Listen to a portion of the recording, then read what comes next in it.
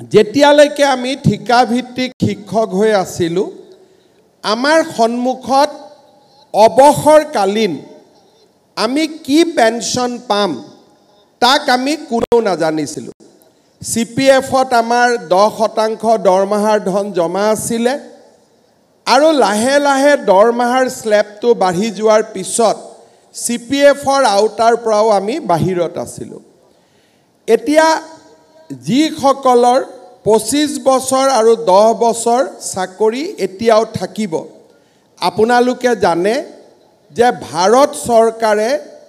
unified pension scheme এই pension scheme আমাৰ বাবে লৈ আহিছে এতিয়াৰ পৰা আমি অহা কালিৰ পৰা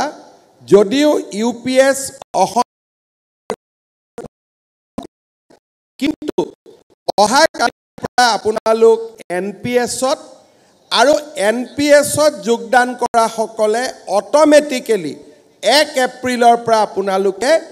UPS লৈকে আপোনালোকে যাবলৈ সক্ষম হ'ব ইয়াৰ ফলত অৱসৰকালীন জীৱনত যিটো সৰ্বশিক্ষা অভিযানত থকালৈকে যিটো